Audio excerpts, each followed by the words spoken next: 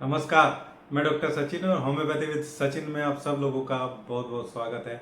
आज फिर हम एक बहुत इम्पोर्टेंट और बहुत हिट फॉर्मुलेशन की बात करने वाले हैं। एक बहुत कॉमन समस्या जो बहुत ज़्यादा देखने को मिलती है बड़े लोगों में भी और बच्चों में भी। समस्या है कान का इन्फेक्शन, ओटाइटिस मीडिया। कान में होने वाले इन्फेक्शन की वजह से कान में दर्द रहना, कम सुनाई देना या कान में थोड़ी आवाज़ें भी कई बार आती हैं और डिस्चार्ज, कान से जो डिस्चार्ज है वो निकलता रहता है। बहुत अच्छी होम्योपैथिक मेडिसिन, लगभग हर पेशेंट पे काम करने वाला फॉर्मुलेशन है। होम्योपैथी को हम ऐसे ही आगे जनमानस तक पहुंचाने के लिए सोच रहे हैं। खासकर जो ऐसी डिजीज़ हैं जो नॉर्मली फॉर्मुलेशन से ठीक हो सकती हैं, उनको फॉर्मुलेशन से हमें ट्रीट कर देना चाहिए। दोस्तों, कान का इन्फेक्शन या ओटाइटिस मीडिया या मिडिल ईयर इन्फेक्शन एक ऐसा इन्फेक्शन होता है जो कान में पानी के चले जाने की वजह से या कई बार गले में कोई या नोज में कोई इन्फेक्शन हो जाए साइनस की वजह से या कई बार कोल्ड से भी, जब कोल्ड थर्ड स्टेज में चला जाता है तो बैक्टीरियल ग्रोथ थ्रोट में और जो नोजोफेरिंग्स का एरिया है वहाँ पे देखने को मिलती है। और वो इन्फेक्शन कई बार एक तरीके से स्प्रेड आउट होके या रिगर्जिटेट होके यूस्टेशियन जो ट्यूब होती है हमारी, जो हमारे मिडिल ईयर को या मैं बोलूँ जो हमारे कान है उसको हमारे नोजोफेरिंग्स वाले जो पीछे नोज के पीछे वाला एरिया उससे कनेक्ट करती है। लेकिन इससे पहले एक छोटा सा एनाटॉमिकल ओवरव्यू अगर हम अपने ईयर का, अपने कान का भी ले लें तो वो और अच्छा हमारे लिए रहेगा। एक हमारे ईयर का बाहर वाला एरिया होता है, बाहर स्ट्रक्चर जिसको पिन्ना हम बोलते हैं या आउटर ईयर इसको बोलते हैं। इसमें हमारा पिन्ना तो ये होता है, इसके अलावा जो कैनाल होती है हमारी ईयर की, ये कैनाल भी इसी आउटर ईयर का पार्ट ही होती है। इसके पीछे फिर मिडिल ईयर होता है और मिडिल ईयर जो है वो हमारे साउंड के और वाइब्रेशन की जो जो एक फ्रीक्वेंसी होती है उसको एम्पलीफाई करके इनर ईयर तक जो ले जाने का काम करता है। और पीछे इनर ईयर और जो आउटर ईयर है उसके बीच के एरिया को ही हम मिडल ईयर बोलते हैं। फिर इनर ईयर में हमारे कोक्लिया होता है और वेस्टिबुलर सिस्टम होता है जो साउंड को और जो बैलेंस के सिग्नल है उनको प्रोसेस करता है। एक्चुअल में जो प्रोसेस है वो इनर ईयर में ही होती है। इन्फेक्शन ज़्यादातर मिडल ईयर में और इनर ईयर में भी देखने को मिलता है। कई बार इनर ईयर में भी हमारे इन्फेक्शन हो जाता है। इसी इन्फेक्शन की वजह से जो है वो सुनने में प्रॉब्लम आती है। एक्चुअल में होता क्या है, जब इन्फेक्शन होता है या कोई फ्लूइड का एक्यूमुलेशन हो जाता है हमारी ट्यूब में अंदर या मिडल ईयर में, तो वहाँ पे बैक्टीरिया भी ट्रैप होने लगते हैं। मान लो नंबर ऑफ डेज तक वहाँ पे वो पड़ा रहेगा। फिर धूल और दूसरे जो डेड स्किन सेल होती हैं उसके भी एक्यूमुलेशन होने से वहाँ पे कुछ बैक्टीरियल ग्रोथ देखने को मिलती है। उस बैक्टीरियल ग्रोथ और जो फ्लूइड का एक्यूमुलेशन है वो प्लस डेड सेल, ये सब मिलके क्लोग बना देते हैं, यानी कि एक टाइप का एक प्लग क्रिएट कर देते हैं जिससे जो ट्यूब है वो ब्लॉक हो जाती है या मिडिल ईयर में ऑब्स्ट्रक्शन देखने को मिलता है। ये ऑब्स्ट्रक्शन होने की वजह से, बंद हो जाने की वजह से जो फ्लूइड का बाहर निकलना है इनर ईयर से वो नहीं हो पाता है, यानी कि और फ्लूइड का रिटेन होना स्टार्ट हो जाता है।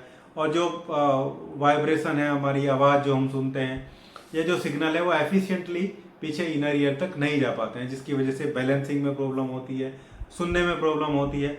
और इन्फेक्शन होने की वजह से पेन, अक्यूट पेन देखने को मिलता है, तेज दर्द वहाँ पे होता है क्योंकि इन्फ्लामेशन हो जाती है।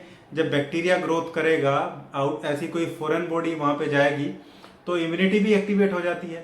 इम्यूनिटी एक्टिवेट हो जाने से वहाँ पे जो इम्यून फाइट है वो लगातार चलती रहेगी। इन्फ्लामेटरी मार्कर्स बढ़ जाएंगे, जो इन्फ्लामेशन को इंड्यूस करने वाले जो फैक्टर्स हैं वो इंक्रीज हो जाएंगे। और इससे एटलीस्ट क्या होगा, इन्फ्लामेशन होगी, सूजन होगी और वहाँ पे पेन जो है वो देखने को मिलता है।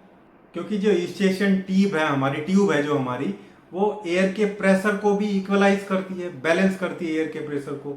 बाहर से वाइब्रेशन, बाहर से जाने वाली एयर और इंटरनल प्रेशर, इन सबको इक्वलाइज करने का अगर कोई काम है, यानी कि जो साउंड के लेवल पे इक्विलिब्रियम या इक्वलाइजेशन जिसको बोलते हैं हम, वो भी हमारा यूस्टेशियन ट्यूब ही करता है।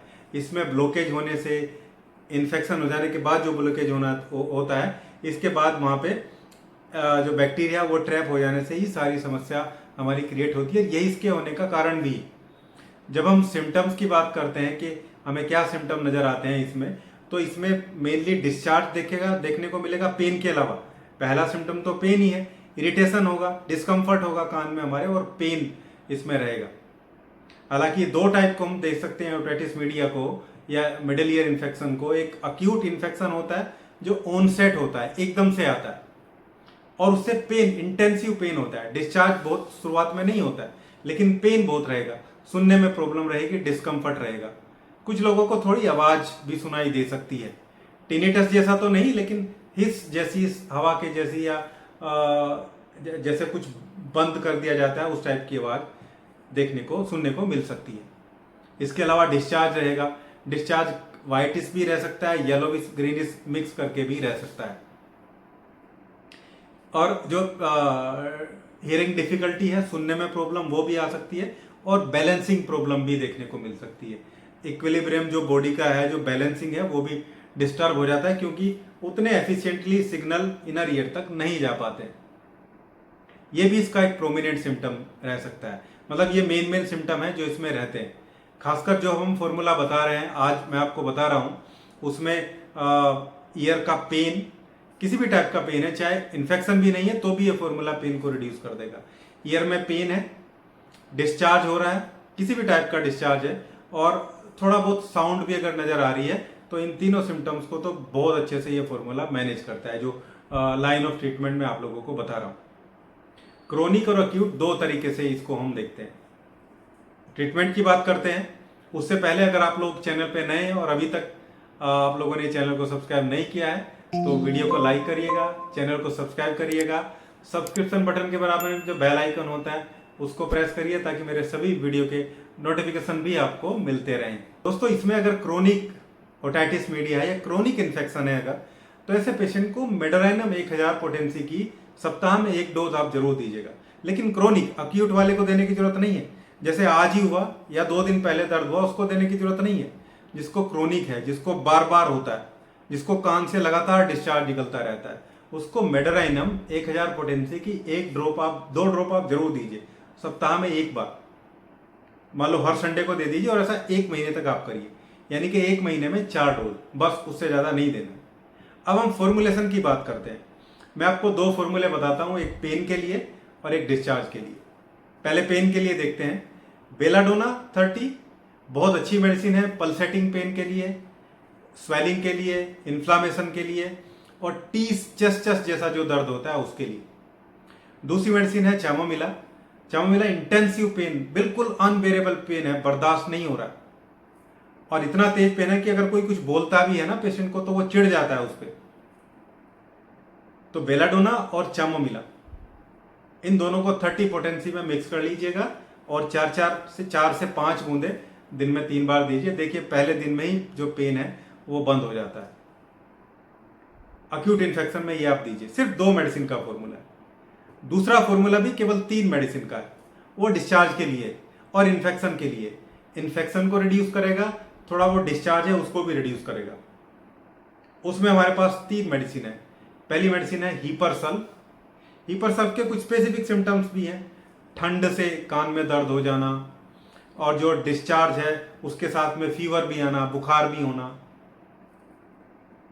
इन्फेक्शन, बैक्टीरियल ग्रोथ को इनहिबिट करता है हीपरसल, रोकता है। दूसरी मेडिसिन है साइलीसिया। साइलीसिया भी डिस्चार्ज के लिए टॉप मेडिसिन है। कान में होने वाले इन्फेक्शन के बाद जो डिस्चार्ज होता है उसके लिए और इन्फेक्शन के लिए बहुत अच्छी रेमेडी है। साइलीसिया 30, हीपरसल 30। तीसरी मेडिसिन है पल्सेटिला 30। ये पेन को भी मैनेज करती है, इन्फेक्शन को भी मैनेज करती है और अगर जो डिस्चार्ज है वो ग्रीन कलर का है, ग्रीनिश टाइप का डिस्चार्ज है, तो फिर तो और भी गजब हो जाती है। ये इनिशियली देखने को मिलता है ग्रीनिश टाइप का डिस्चार्ज। ये 3 मेडिसिन का फॉर्मूला है, हीपरसल, साइलीसिया और पल्सेटिला। 30 पोटेंसी में मिक्स करिए, 4 बूंदे दिन में 3 बार। बच्चा है तो हाफ डोज कर देनी है, 2 बूंदे दिन में 3 बार। दोनों फॉर्मूले में आधे से 1 घंटे का अंतर रखेंगे। इन दोनों फॉर्मूले को कंटिन्यूअस आपको चलाना है। लेकिन 2 मेडिसिन और आपको बताता हूं, अगर डिस्चार्ज स्पेसिफिक कलर का है जो और भी देखने को मिलता है तो इनके साथ इनमें से कोई एक मेडिसिन आपको देनी है। चाहे तो आप फॉर्मूले से पल्सेटिला को रिमूव करके ये मेडिसिन ऐड कर देना या 30 पोटेंसी में इनमें से कोई भी एक मेडिसिन यूज कर लेना। अगर आपका जो डिस्चार्ज है वो येलोविश कलर का है, पीले कलर का डिस्चार्ज है, तो कैलकेरिया सल्फ 30 पोटेंसी की 2 बूंदे सुबह शाम, बस दो टाइम जीप पे लेना है। वो दोनों फॉर्मूले तो चल ही रहे, उसके साथ इनमें से कोई एक, दोनों में से कोई एक। दूसरा, अगर व्हाइट कलर का, एकदम ब्राइट व्हाइट कलर का डिस्चार्ज है, तो काली मूर लेना है। काली मूर 30 पोटेंसी की 2 बूंदे सुबह शाम जीप पे। हालांकि काली मूर जो है ईयर पेन के लिए भी अच्छी मेडिसिन है, लेकिन स्पेसिफिक डिस्चार्ज के कलर पे मैंने इन दोनों मेडिसिन को मैं रखता हूं। ये पूरा लाइन ऑफ ट्रीटमेंट है। जितने भी ओटाइटिस मीडिया के या कान के बहने के मरीज मेरे पास आते हैं, एक भी पेशेंट में ये फेल नहीं होता, किसी भी पेशेंट में ये फेल नहीं होगा। और कोई भी मेडिसिन अगर आपको 15 दिन यूज करने से बेनिफिट नहीं लग रहा है तो उसको रोक देना चाहिए। इसका मतलब फिर आपको दोबारा केस को रीएनालिसिस करके और अपनी स्पेसिफिक मेडिसिन को सेलेक्ट करने की जरूरत होती है। 30 पोटेंसी की मेडिसिन है, 15 दिन में इनसे कोई नुकसान कभी किसी को नहीं होता है। 15 डेज में रिजल्ट भी आ जाता है, और इनका तो आता ही है जो मैंने आपको बताया।